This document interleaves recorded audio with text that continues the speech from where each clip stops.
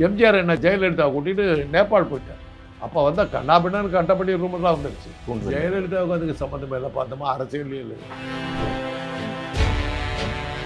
எம்ஜிஆரினுடைய அங்கீகாரம் கிடைக்கிற ஒரு நடிப்புக்கு வாய்ப்பு கொடுத்தவர் வந்து கலைஞர். அந்த டைமில் 3 படம், மதுரை வீரன், மலைக்கல்லன், அடுத்தாப்படி, 3வது அலிபாபா, 3 பிச்சு உதறிட்டு ஓடிடுச்சு.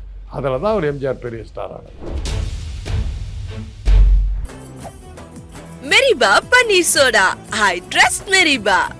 இப்போ திரையில வந்து எம்ஜிஆரோட வெற்றிக்கு பின்னாடி வந்து கலைஞர் இருந்திருக்காரு. அதே மாதிரி அரசியல் களத்துல இவர் கலைஞரோட வெற்றிக்கு பின்னாடி எம்ஜிஆர் எந்த அளவுக்கு இருந்தார்? எம்ஜிஆர் திமுக இருந்தாருங்க. நாங்களாம் திமுக இருந்தவங்க தான். நாங்களாம் எம்ஜிஆரை பார்த்து சேரவே இல்லை. தாயை அவமதித்தவனை தாக்கி இந்த கதாநாயகன் ஒரு 10 நிமிஷம் பேசுகிற வசனம் உலக பட வரலாற்றிலேயே பொறிக்கப்பட வேண்டிய வசனம். அப்படிப்பட்ட ஒரு வசனம் யாராலும் எழுத முடியாது. அப்படிப்பட்ட தமிழை யாராலும் உருவாக்க முடியாது. அந்த மாதிரி யாராலும் நடிக்க முடியாதுன்னு எழுதுனாங்க. ஒரு பக்கம் அதை பற்றி பார்த்தோம். 67 வந்து திமுக ஜெயித்த போது இந்த 3% பத்திரிகையில் என்ன எழுதுச்சுன்னா, எம்ஆர் ராதா துப்பாக்கியில் சுட்டதுனால எம்ஜிஆர் கழுத்தில் அடிபட்டதுனால எம்ஜிஆர் மேலே இருந்த அனுதாபத்தில் தான் அண்ணா ஜெயிச்சார்னு எழுதுனாங்க. கருத்து கணிப்பு எப்படி வருதுன்னா, 67 உருவான திமுக 71 காலி. பிரபாகரனை வச்சு தமிழ்நாட்டை தனியாக பிரித்தோம்னா தமிழ்நாட்டு கொடி எப்படி இருக்கணும்னு உட்காந்து டிசைட் பண்ணுறாங்க. எம்ஜிஆர் பிரபாகரன்னா அதான் துப்பாக்கி சோட கொடுப்பேன், முயல் கறி செஞ்சு கொடுத்தேன் கூட ஒருத்தன் விட்டுக்கிட்டு இருந்தாங்க. அதான் கேட்டேன், எங்கடா இருந்தவன் எவன்டா நீ பிரபாகரனை பார்த்துருக்கியாடா நீ? ரிஃப்ளெக்ட் நேயர்களுக்கு வணக்கம். இன்று நம்மோடு நேர்காணலில் ஐயா காந்தராஜ் அவர்கள் நம்முடைய நேராக. ஐயா வணக்கம். கலைஞரின் திரை வசனத்தில் வந்து எம்ஜிஆர் நடித்த படங்கள், எம்ஜிஆருக்கும் கலைஞருக்கும் இருந்த நட்பு, சினிமாவில் தொடங்கி அரசியலில் வந்து ஒரு பிரிவில் முடிஞ்சது நம்ம அப்படின்னு பார்க்குறோம். ஆரம்ப காலத்தில் எம்ஜிஆர், ஐயா கலைஞர் இவர்களுடைய நட்பு எப்படி இருந்தது? எம்ஜிஆருக்கு வந்து அவர் படத்தில் ஏதோ சாதாரணமாக தான் வந்தார். ராஜகுமாரிங்கிற ஒரு படத்தில் தான் அவர் ஹீரோவாக வந்தார். ஹீரோவாக நடிச்சிட்டார். அதுக்கு அடுத்த படம் சந்திரலேகா படத்தில் எக்ஸ்ட்ராவாக வந்தார். ரஞ்சனுக்கு பின்னாடி இந்த இதை பிடிச்சிக்கிட்டு வர்றவராக வந்தார். க்ளோஸ்அப்பில் அப்புறம் கொஞ்சம் சமீப காலத்தில் அந்த அவர் வர்ற இடத்தையெல்லாம் வெட்டிட்டாங்க. அந்த அளவுக்கு மறுபடியும் அடுத்து ஹீரோவாக நடிச்சுட்டு எக்ஸ்ட்ராவாக இருந்தார். அதுக்கு பிறகு அவருக்கு வந்து பேர் கொடுத்த ஒரு அங்கீகாரம் கொடுத்த படம் வந்து கலைஞர் கதை வசனம் எழுதின மருத நாட்டு இளவரசி. அதில் தான் விஎன் ஜானகியோட ஒரு இதாக இருந்து. அதுக்கப்புறம் மர்மயோகி படம். இந்த 2 படமும் அவருக்கு ஒரு நல்ல பேர் கொடுத்துச்சு. ஸ்டார் அந்தஸ்து அப்படின்னு வந்ததுன்னா மந்திரிக்குமாரி படம். மந்திரிக்குமாரி படத்தில் கலைஞர் வாசனம் பூந்து விளையாடுவாங்க. அதனால் அதில் என்ன ட்ராஜடின்னா, அதில் படத்தில் டாப் ஸ்டாராக நின்னது வந்து எஸ்.ஏ. நடராஜன் ஒரு வில்லன் நடிகர், எம்.என். நம்பியார், சங்கீதம் ஜி. ராமநாதன், பின்னணி பாடின திருச்சி லோகநாதன், கலைஞருடைய வசனங்கள். இது அந்த படத்தை எங்கேயோ கொண்டு போய் விட்டுடுச்சு. அதில் தான் கலைஞருக்கு முதல் தடவை பேர் போட்டாங்க. கதை வசனம் கலைஞர் கருணாநிதின்னு போட்டது. அவர் அபிமன்யு படத்துக்கு முதல்ல எழுதுகிறார் வசனம். எம்.எஸ். விஸ்வநாதை வந்து சி.ஆர். சுப்பராமன் வந்து மியூசிக் டைரக்டராக இருந்தாலும் எம்.எஸ். விஸ்வநாதன் தான் மியூசிக் போட்டார். 2 பேரும் கிடையாது. இசை சி.ஆர். சுப்பராமன், வசனம் ஏஎஸ்.ஏ. சாமி. 2 பேரும் போடவே இல்லை. இவ்வளோ நல்ல வசனங்கள்லாம் இருக்குது எல்லாம் சொன்னாங்க. பேர் கொடுக்கல. அவர் பேரை வந்து கொட்டை எழுத்தில் போட்டு விளம்பரப்படுத்துறது வந்து மந்திரிக்குமாரி படம் தான். அதுக்கப்புறம் அடுத்த சில தேவகி, திரும்பிப்பார், இந்த மாதிரி 4-5 படம் வசனம் எழுதினார். அதுக்கப்புறம் சென்னைக்கு வந்துட்டார். அதோட முடிச்சு போச்சு. அதனால் எம்ஜிஆரினுடைய அங்கீகாரம் கிடைக்கிற ஒரு நடிப்புக்கு வாய்ப்பு கொடுத்தவர் வந்து கலைஞர். அதுக்கப்புறம் வந்து அதுக்கப்புறம் அவர் வந்து காங்கிரஸ்காரர் மாதிரி பெரிய கதர்ச்சி போதெல்லாம் போட்டுக்கிட்டு பெரிய காங்கிரஸ்காரராக அவர் காட்டிக்கிட்டு சுற்றிக்கிட்டு இருந்தார். அந்த நேரத்தில் வேலைக்காரி படம் வந்தது. அண்ணா கதை வசனம், நாத்திகம் படம் பூரா நாத்திகம். Super duper hit. படம் எங்கேயோ போகுது. அதிலிருந்து ஒரு 6 மாதம் 1 வருஷத்துக்குள்ளார பராசக்தி வருது. 2 திராவிட இயக்கத்தை சேர்ந்த படங்கள் எங்கேயோ ஓடுது. உடனடியாக கதை சட்டையை கழட்டி தூக்கி எறிஞ்சார், கைத்தறி சட்டையை மாட்டார், நெத்தியில் திமுகவில் வந்து ஜாயின் பண்ணிட்டார். ஜாயின் பண்ணி கலைஞரோட ஒரு பார்ட்னர்ஷிப் வச்சு மேகலா பிக்சர்ஸ்ன்னு படம் ஆரம்பித்து முதல் படம் எடுத்தாங்க. நாம்னு ஒரு படம் எடுத்தாங்க. 3 ஷோ கூட ஓடல. இதுக்கு அப்போ தான் பராசக்தி வந்துட்டு போன டைமு. பெரிய எதிர்பார்ப்பு. படம் 3 ஷோ கூட ஓடல. அதுக்கப்புறம் அவர் வந்து சில படங்கள்லாம் இது பண்ணி மலைக்கள்ளன் படமெல்லாம் அதில் என்னன்னா நம்பவே முடியாது. கலைஞர் வசனம் இப்போ அந்த ஒரு வார பத்திரிக்கை தான் எழுதிச்சு. கலைஞர் வசனம் எழுதியிருக்காருன்னா நம்பவே முடியல அப்படின்னு. அவ்வளோ இயல்பான வசனம். இந்த அடுக்குமொழியெல்லாம் எதுவுமே இல்லாமல் அந்த பாத்திரங்கள் அவ்வளோ இயல்பாக. அதே மாதிரி தாயில்லா பிள்ளைன்னு ஒரு படம், பிராமண குடும்பத்தை சேர்ந்த கதை, அவ்வளோ இயல்பாக எழுதியிருந்தார். கலைஞராக இந்த மாதிரி வசனம் எழுதினார். ஏன்னா சோகமாக வர்ற சீனில் கூட அடுக்குமொழியில் எழுதுவார். பராசக்தியில் ஒரு வசனம் வரும். இந்த கதாநாயகன் வந்து பிச்சைக்காரனாக இருப்பான். அவன் வந்து ஒரு பொண்ணு அவன் லவ் பண்ணி தான் வீட்டுக்கு கூப்பிட்டு போய் வச்சுக்கும். அந்த வீட்டில் வந்து படுக்கிறதுக்கு படுக்கையெல்லாம் கொடுத்தாக்க நல்லா வசதியான கட்டிலில் படுத்திருப்பார். நடுராத்திரி டக்குன்னு எந்திரிப்பார். அவன் தங்கச்சி எங்கேயோ காணாமல் போய் பிச்சை எடுத்துக்கிட்டு இருப்பாள். அவளை தான் அவர் தேடிக்கிட்டு இருப்பார். டக்குன்னு எந்திரிப்பார். சோகமான காட்சி. டைலாகு, கல்யாணி என் தங்கை கல்யாணி காட்டிலோ மேட்டிலோ நான் கனகமணி கட்டிலே. அந்த சோகத்தில் வந்து அடுக்குமொழி அப்படி வசனம் எழுதின ஆள். தாயில்லா பிள்ளை, மலைக்கல்லன் போன்ற படங்களில் இயல்பான வசனம். இப்போ நம்ம பேசிக்கிற மாதிரி வசனம் எழுதியிருந்தார். நம்பவே முடியல. அது மலைக்கல்லன் படம் வந்து எம்ஜிஆருக்கு டாப் ஸ்டார் அந்தஸ்தை கொடுத்துச்சு. அந்த டைமில் 2 படம் 3 படம். மதுரை வீரன் ஃபஸ்ட்டு, மலைக்கல்லன் அடுத்த, அப்படி 3வது அலிபாபா. 3 பிச்சு உதறிட்டு ஓடிடுச்சு. அதில் தான் ஒரு எம்ஜிஆர் பெரிய ஸ்டார் ஆனார். இதில் வந்து மதுரை வீரனில் வந்து கலைஞருக்கு ரோல் இல்லை.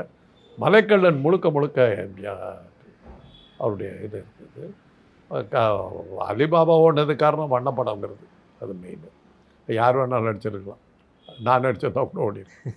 அதனால் அந்த 3 படங்களும் தான் அவரை வந்து சூப்பர் ஸ்டாராக மாற்றுச்சு. இப்போ திரையில் வந்து எம்ஜிஆரோட வெற்றிக்கு பின்னாடி வந்து கலைஞர் இருந்திருக்கார். அதே மாதிரி அரசியல் களத்தில் இவர் கலைஞரோட வெற்றிக்கு பின்னாடி எம்ஜிஆர் எந்த அளவுக்கு இருந்தார்? எம்ஜிஆர் திமுகவில் இருந்தாருங்க. நாங்களாம் திமுகவில் இருந்தவங்க தான். நாங்கள்லாம் எம்ஜிஆரை பார்த்து சேரவே இல்லை. உண்மையை சொல்லணுன்னா பராசக்தியை பார்த்து, சிவாஜியை பார்த்து சேர்ந்தவனுங்க நாங்கள்லாம். எங்களுக்கு எம்ஜிஆர் யாருன்னே தெரியாது. அந்த பராசக்தி வந்த நேரத்தில் ஜெனோவான ஒரு படம் நடித்து வருது. எம்ஜிஆர் நடித்த படம் சுமாராக தான் போச்சு. ஆனால் அப்போ நாங்கள் எம்ஜிஆரை பார்த்துக்கிட்டு நாங்கள் வரவே இல்லை. எம்ஜிஆர் எங்களை வந்து ஏற்கவே இல்லை. சிவாஜியினுடைய இது தான். பராசக்தி படம் பிச்சுக்கிட்டு ஓடுதுன்னா ஒரு 6 மாத கேப்பில் மனோகரா படம் வருது. இன்னும் எங்கேயோ போயிடுச்சு.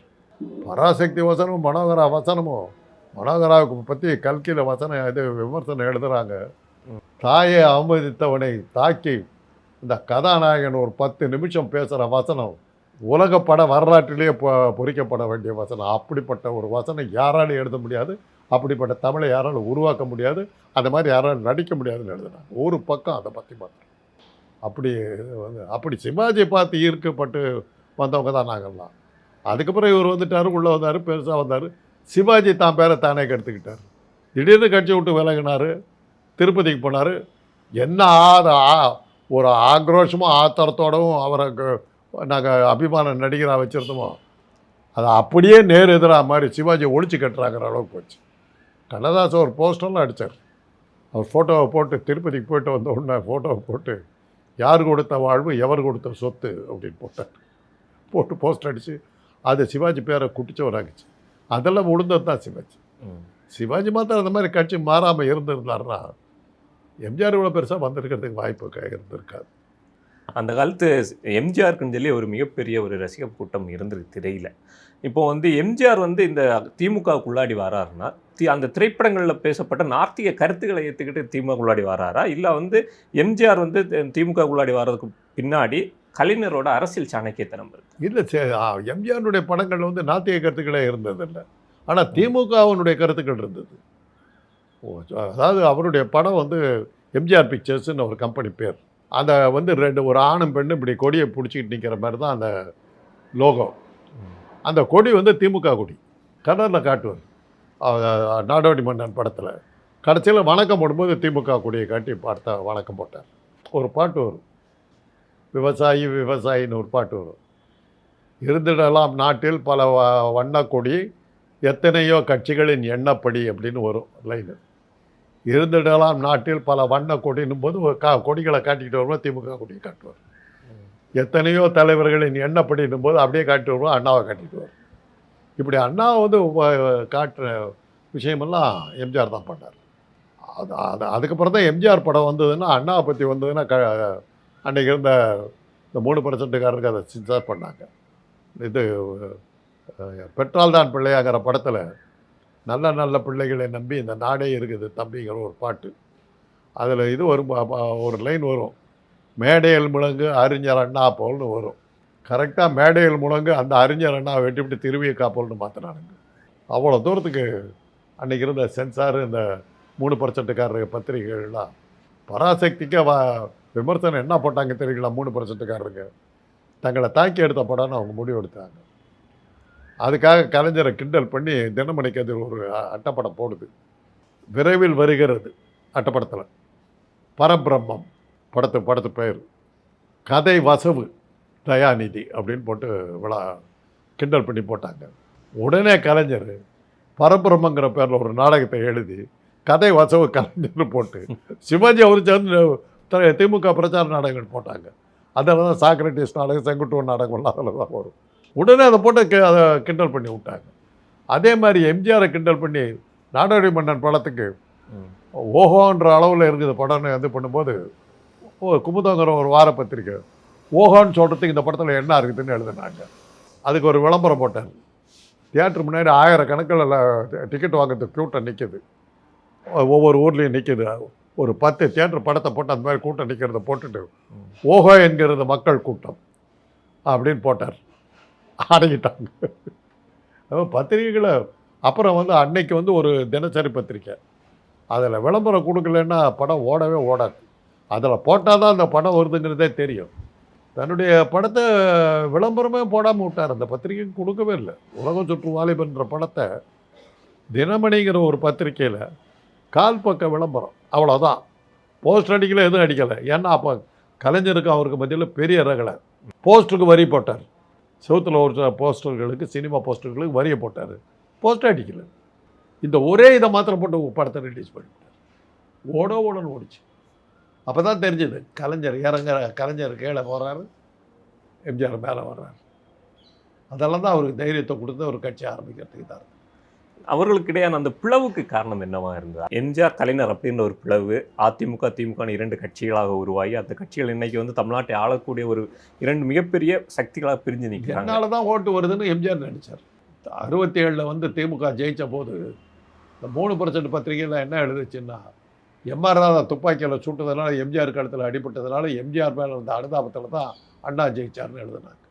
அண்ணா திராவிட இயக்கத்தில் வெற்றி இல்லை, எம்ஜிஆருக்கு மேலே இருந்த அனுதாபத்தில் தான் ஜெயிச்சதுன்னு சொல்லி அறிப்பை தீர்த்துக்கிட்டாங்க. 71 எம்ஜிஆர் தேர்தலில் பெருசாக இறங்கவே இல்லை. முழுக்க கலைஞர். கருத்து கணிப்பு எப்படி வருதுன்னா, 67 உருவான திமுக 71 காலி. காமராஜர் ராஜாராஜும் ஒன்றா சேர்ந்து கூட்டணி சேர்ந்து நிற்கிறாங்க. 2 பேரும் 3%காரர்களுடைய ஆதரவு பெற்ற பெரிய ஆட்கள். பத்திரிகைகள் எழுதி தள்ளுது, திமுக 10 இடத்துல ஜெயிச்சா கூட பெரிய விஷயம் அப்படின்னு. அதில் நீங்களும் நானும் நம்பியிருந்தால் ஒன்றும் விஷயம் இல்லை, பெரிய விஷயம் இல்லை. அன்றைக்கி சீஃப் செக்ரட்டரியாக இருந்த ராயப்பாங்கிற ஐஏஎஸ் அதை பார்த்துட்டு ஓட்டு எண்ணிக்கை காலையில் ஆரம்பிக்குது, 8 மணிக்கு ஆரம்பிக்குதுன்னா 9 மணிக்கு ஆரம்பிக்குதுன்னா 8 மணிக்கு காமராஜர் வீட்டுக்கு போய், ஐயா நீங்கள் தான் ஜெயிக்க போகிறீங்க, வெற்றி எங்கே பதவியேற்பு விழா எங்கே வச்சுக்கிறீங்கன்னு சொன்னீங்கன்னா நான் ஏற்பாடு பண்ணுறதுக்கு ஈஸியாக இருக்குது, டேட்டுன்னு சொன்னீங்கன்னா பரவாயில்ல சொல்லி 10 மணி வரலும் பேசிட்டு வெளியே வர்றாரு. ஓட்டு எண்ணிக்கை வருது. அப்போ பழைய காங்கிரஸ்ன்னு பேர், நிஜலிங்கப்பா காங்கிரஸ்ன்னு பேர், காமராஜர் கட்சி பேரே காணும். வந்து ஆஃபீஸில் வந்து உட்காடுறாரு, 12 மணிக்கு வந்து உட்காடுறாரு. மொத்தமாக 71ஆம் வருஷத்தில் திமுக 184 இடங்களில் ஜெயிச்சது, 234 தொகுதியில். இன்றைக்கு வரல ரெக்கார்டு. அதை அவனுமே பீட் பண்ணல. காமராஜர் அவ்வளோ தூக்கி பிடிச்சி ஆட்சிக்கு வருவார்னு சொன்ன காமராஜர் 15 சீட்டை ஜெயித்தார். 67 தோத்த காமராஜர் அதுக்கப்புறம் வரவே முடியல, வரால போயிட்டார். காங்கிரஸ் போயிடுச்சு. அதெல்லாம் தான் நடந்தது. அப்போ தான் கேட்டாங்க, எம்ஜிஆரால் ஜெயிச்சது இல்லைங்களே, எம்ஜிஆர் என்னாச்சுன்னா அந்த கருத்து கணிப்பெல்லாம் பார்த்துட்டு பயத்தில் ஜெயலலிதா கூட்டிகிட்டு நேபாள் போயிட்டார். அப்போ வந்து கண்ணாபின்னு கண்டபடி ரூமெல்லாம் வந்துடுச்சு. அப்புறம் செய்தியை பார்த்துட்டு அங்கேருந்து அவர் ஃபோன் அடித்தார் கலைஞருக்கு. நான் வர்றவரில் மந்திரி சபை அமைக்காதீங்க, நான் வந்து மந்திரி சபை அமைக்கும் போது நானும் கூட இருக்கணும். எனக்கு எப்படி தெரியும்னா அந்த நேரத்தில் எங்கள் அண்ணன் வந்து திமுகவில் இதாக இருந்தார். எங்கள் அண்ணனையும் மந்திரி இதில் வந்து இது பண்ணும்போது நான் தான் அந்த ஃபோனை ரிசீவ் பண்ணேன். ஃபோன் பண்ணி பேசுகிறேன் அப்படின்னாரு. நான் தம்பி தாங்க பேசுகிறேன். அது தெரியும் சொல்லு, ராஜாராமன் எங்கேயும் போவேணான்னு சொல்லு, நான் பதவியேற்பெல்லாம் இருக்குது, அவரை வந்து ஹோட்டலில் தங்கிடுறா, ஹோட்டலில் இருக்கவனை வீட்டுக்கு வர சொல்லு அப்படின்ட்டார். அப்படி சொல்லிட்டு இது அப்புறம் நான் சொன்னேன், இந்த மாதிரி ஒன்று மந்திரி பதவி போடுவாங்க போட்டிருக்கு, என்ன கையிலா காடாண்டார். அதெல்லாம் தெரியாது போடணும். எம்ஜிஆர் திரும்பி நேபாளிலேருந்து வரத்துக்குள்ளார மந்திரி சபை அமைச்சு பதவி ஏற்றுக்கிட்டார். எம்ஜிஆர் இல்லாமல் பதவி ஏற்றுக்கிட்டார். அப்போ தான் அந்த 3% பாடுறக்காரர்களை பார்த்து கேட்டார், எம்ஜிஆரால் ஜெயிச்சது நீ நாள் இல்லாமல் ஜெயிச்சு காட்டியிருக்க, பார்த்து இந்த சாதனையை முறிவிட்டு சொல்லியா பார்க்க. அதுக்கப்புறம் தானே இந்திரா காந்தி இவரை வளர விட்டா வம்பா போயிடுன்னு சொல்லி அவர் எம்ஜிஆரை ஒரு சிக்கலில் சிக்க வச்சு அவர் கட்சியை விட்டு வெளியே போய் அந்த நேரத்தில் தன்னுடைய குடும்பத்தை உள்ள பெருசாக கொண்டு வர ஆரம்பித்தார். அது வந்து மக்கள் மத்தியில் கலைஞருக்கு பெரிய வெறுப்பை உண்டாக்குச்சு. அந்த வெறுப்பை பயன்படுத்தினார். அந்த வெறுப்பு எவ்வளோ பெருசாக இருந்ததுன்னா திண்டுக்கல் தேர்தல் முடிவுகள் கலைஞருக்கு கொடுத்த மிகப்பெரிய பலத்தை இது. அது வந்து அவர் எந்திரிக்கிறதுக்கு 2 எலெக்ஷன் ஆச்சு. இப்போ எம்ஜிஆர் வந்து தனியாக பிரிஞ்சு வாரதுக்கு இந்திரா காந்தி மட்டும்தான் காரணமாக இருந்தாங்களா, இல்லை இதுக்கு பின்னாடி வந்து அம்மையார் ஜெயலலிதாவோட தூண்டுதல்? ஜெயலலிதாவுக்கு அதுக்கு சம்மந்தம் இல்லை. பார்த்தோமா அரசியலே இல்லை. இவர் உலகம் சுற்றுவாலிபன் படத்தை வந்து ஹாங்காங்கில் எல்லாம் ஷூட் பண்ணாருங்க. ஹரிலீலான்னு அங்கே ஒரு பெரிய பிஸ்னஸ் மேன். அந்த ஆளுகிட்ட $6000 கடன் வாங்கினார் இப்போ ஷூட் பண்ணுறதுக்காக. $6000 தான். அன்றைக்கி வந்து ஒரு டாலர் 15 ரூபா கணக்கு போட்டு ஏறத்தாலும் $1,00,000 கூட வரல. இதை வந்து அப்போ ஒரு சட்டம் இவருக்காக கொண்டு வந்தாங்க, ஃபெரான்னு, ஃபாரின் எக்ஸ்சேஞ்ச் ரெகுலேஷன் ஆக்ட். அப்படி அந்த ஃபெராவை நீங்கள் வயலேட் பண்ணதான் போலீஸ் சந்தேகப்பட்டுச்சுன்னா எந்த வகையான கேஸும் போடாமல் 2 வருஷம் ஜெயிலில் வைக்கலாம். அதான் அந்த சட்டம். வந்தார், திரும்பி இறங்கி வந்தார், ஷூட்டிங்கெல்லாம் முடிச்சுட்டு ஃபெராவில் உங்களை கைது பண்ணுறோன்ட்டாங்க. எப்படி தெரியும்னு கேட்காதீங்க, இப்போ சொன்னால் நம்பவும் மாட்டாங்க. கேட்டால் சரி. காலையில் எங்கள் வீட்டுக்குள்ளே வந்து உட்காந்துப்பேன். ஏன்னா எங்கள் அண்ணன் வந்து இந்திரா காந்திக்கு ரொம்ப க்ளோஸாக இருந்தாங்க. அசோகன் அவர் வருவாங்க. வந்து உட்காந்து இது பண்ணி டெல்லிக்கு போய் வந்தார். மிரட்ட ஒன்றும் நடக்கலை. அப்புறம் தான் நான் என்ன பண்ணணும் கட்சியோட இந்த ஐடியாவெல்லாம் கொடுத்தது அன்னைக்கு இருந்த கம்யூனிஸ்ட் கட்சியிலேருந்து காங்கிரஸுக்கு வந்த மோகன்குமார மங்கலம், பாலதண்டாயுதம், கல்யாண சுந்தரம், இவங்க 3 பேர் தான் இந்த ஐடியாவை கொடுத்தது. திமுக ஒழிக்கிறதுக்கு இது ஒன்று தான் வழி. எம்ஜிஆர் வெளியே கொண்டு வந்துட்டாக்கா திமுக காலினாங்க. அது நிறுவனம் ஆச்சு. அவர் திண்டுக்கல்ல வெள்ளட்டம் தான் விட்டார். ஒரு நம்பிக்கையோடே வரல. அந்த வெற்றியை பார்த்ததுக்கப்புறம் அவருக்கு தெரிஞ்சு போச்சு. அதுக்கப்புறம் அவர் இந்திரா காந்தி கண்ணிலே வரல விட்டார். சஞ்சய் காந்திக்கு எதிர்ப்பு ஒரு அறிக்கை கொடுத்தது இந்தியா. சஞ்சய் காந்தி பவர்ஃபுல்லாக இருந்த நேரத்தில், சர்வாதிகாரின்னு நினச்ச நேரத்தில், மக்கள் ஏற்றுக்கொள்ள மாட்டார்கள்னு அறிக்கை கொடுத்த ஒரே ஆள் இந்தியாவில் எம்ஜிஆர். அந்த தைரியம் இருக்குது, அதெல்லாம் இருந்தது. பல சபைகள் சில விஷயங்கள்லாம் நான் சொல்கிறேன். அவர் மாதிரி திராவிட கொள்கைகளை வந்து ஏற்றுக்கிட்டவனும் கிடையாது, அவர் மாதிரி ஏமாற்றணும்னு கிடையாது. 2 இருக்குது. ஒரு விஷயம் எப்படின்னாக்கா, அவருடைய தொடர்புகள் பிரபாகரனோட இருந்த தொடர்புகள், அது பல விஷயங்களை வந்து என் மூலமாக தான் செய்வார். அவர் வீட்டில் வந்து உட்காந்து பேசிக்கிட்டு இருக்காரு, டைனிங் டேபிளில் உட்காந்து பேசுகிறாங்க, நானும் நின்றுக்கிட்டு இருக்கேன். பிரபாகரனை வச்சு தமிழ்நாட்டை தனியாக பிரித்தோம்னா தமிழ்நாட்டு கொடி எப்படி இருக்கணும்னு உட்காந்து டிசைட் பண்ணுறாங்க எம்ஜிஆர். அந்த அளவுக்கு போனாங்க. அதுக்காக பிரபாகரனுக்கு என்னென்னமோ செஞ்சார். இன்றைக்கி வாயில் வெளியில் சொல்ல முடியாது நான். ஏன்னா ஏற்கனவே என்ன சிபிஐவில் வந்து பிடிச்சி உண்டு இல்லைன்னு பண்ணிட்டு போயிட்டாங்க. அதனால தான் யாரோ ஒரு ஆசாமி பிரபாகரன்னா அதான் துப்பாக்கி சோட கொடுப்பேன், முயல் கறி செஞ்சு கொடுத்தேன், எவனோ ஒருத்தன் விட்டுக்கிட்டு இருந்தானே. அதான் கேட்டேன், எங்கடா இருந்தவன், எவன்டா நீ பிரபாகரனை பார்த்துருக்கியாடா நீ? பிரபாகரன் அப்போல்லாம் வந்து எனக்கு ஒன்றுமே கிடையாது, விழுன்னு வருவா. அப்படி அவர் உமா மகேஸ்வரன் இன்னொருத்தர் 3 பேர் வருவாங்க. காலையில் டிஃபன் என்னோட தான் சாப்பிடுவாங்க. வீட்டுக்கு எடுத்து அப்படி தான் இருந்தாங்க. சாப்பிட்டு அப்புறம் தான் என்ன சிபிஐயில் பிடிச்சி காலேஜுக்கே வந்துட்டாங்க. காலேஜுக்கே வந்து 2 hours என்ன தொடர்புன்னு அதுக்கு ஒன்று. அந்த தொடர்பை வச்சுக்கிட்டு ராஜீவ்காந்தி மர்டருக்கு கொஞ்சம் முன்னாடி நான் அப்போ தான் போலீஸ் எப்படி ஒர்க் பண்ணுதுங்கிறது எனக்கு தெரிஞ்சுது. அவங்களுக்கு தெரிஞ்சிருக்குது ராஜீவ்காந்தி கொல்லப்பட போகிறார். என்ன செய்கிறேன்னு வந்து என்னை போட்டு இந்த ரெண்டும் நடந்தது. அது அந்த ராஜீவ்காந்தி கொலை வழக்கில் சிக்கினதுக்கு ஒரு காரணம் வந்து நக்கீரனில் வந்து ஒரு அட்டைப்பட கட்டுரையில் என்னை பற்றி எழுதி விட்டாங்க. ராஜீவ்காந்தி கொலையில் இவருக்கு தொடர்பு இருக்குது. அதை இறந்தப்புறம் எழுதின கட்டுரையில் பிரபாகரனோட இருந்த தொடர்பை வச்சு பார்க்கும்போது இவருக்கு தொடர்பு இருக்கலாம்னு எழுதிக்கிட்டாங்க.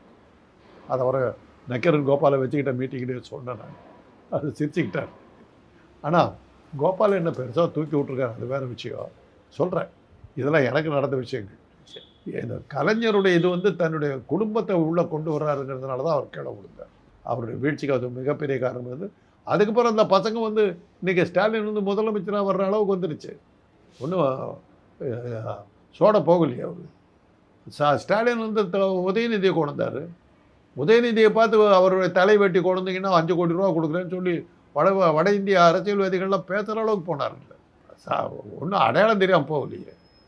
அதனால தான் நம்ம கலைஞர் குடும்பத்தை நம்ம ஏற்றுக்கிறதுக்கு என்ன காரணம்னா, என்ன நீங்கள் தலைவன் ஆக்கிடலாங்க, மக்கள் ஏற்றுக்கணும். மக்கள் ஏற்றுக்கிட்டதுக்கு பிறகு அந்த இடத்துல நான் நிற்கணும் இல்லையே. நடிகர்களுடைய மகன்களை கொண்டார், பாக்யராஜை கொண்டார், பாக்யராஜ் மகனை கொண்டார், நிற்கலையே. அவர் பெரிய பெரிய நடிகர்கள்லாம் தன்னுடைய பிள்ளைங்களை கொண்டு வச்சு இது பண்ணாங்க, நிற்கலையே. கட்சி ஆரம்பித்தாங்க, நிற்கலையே. இவங்களது நிற்கிதுன்னா என்ன அர்த்தம்? மக்கள் ஏற்றுக்கிட்டாங்க. அதைத்தான் நம்ம பார்க்குறோம். அதனால தான் நம்ம ஆதரிக்கிறோம். ஓகே, உங்களோட நேரத்தை எங்களுக்கு கட்சியில் விட்டமைக்கு. மெரிபா பன்னீர் சோடா. I trust மெரிபா.